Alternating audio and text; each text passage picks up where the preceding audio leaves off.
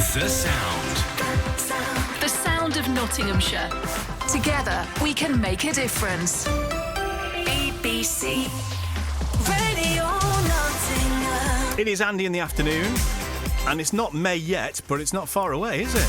And May is National Walking Month.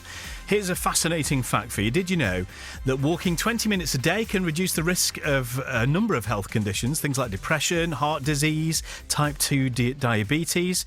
So if you're not sure where to go for that little bit of exercise that you should be doing, then have a listen in, because there are numerous guided walks around Nottinghamshire that you can join for free coming up in May. Nigel Sarsfield is one of the volunteers who leads some of the walks. Hello, Nigel. Afternoon. Hello, good afternoon, Andy. How are you? I'm all right, thank you. Yeah, tell me about the kind of places you go walking then. Well, Notts Guide Walks, it covers all of Nottinghamshire, so it's very much varied in terms of any area across the whole of Nottinghamshire. So we walk in cities, parks, wildlife reserves, nature reserves, anywhere across Nottinghamshire. Okay, and how long do the walks last? They vary. We have a number of walks run by different organisations in our programme, which are 20 to 30 minutes, and we have some longer walks which can last up to an hour to 2 hours. So a little bit, I suppose, something for everybody. And the terrain's going to be different as well, isn't it? You know, if it's a city walk, the terrain might be easier than, you know, walking up a big hill. Not that we have that many big hills in Nottinghamshire. So again, is that a factor?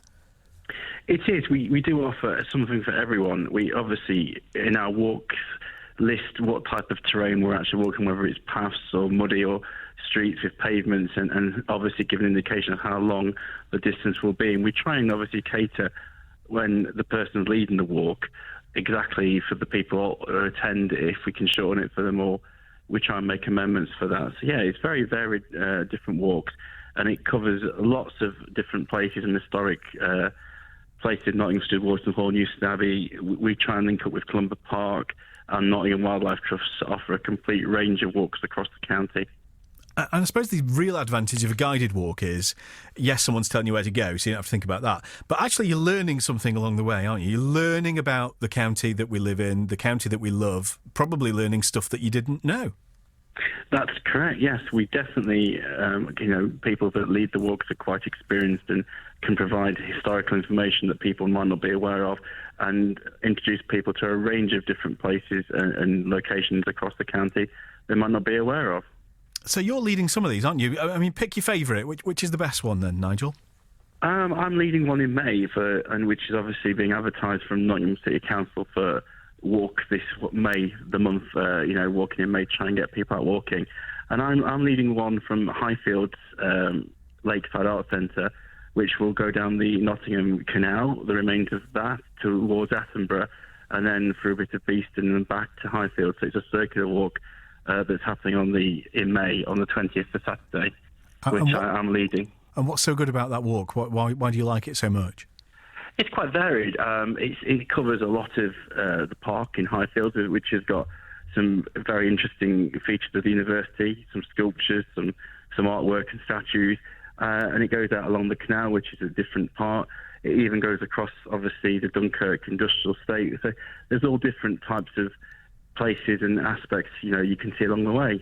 Plenty of wildlife, birds to see along the canal. So it caters, it's a variety. It offers something for everyone. And I love the fact that this is all free. That's great.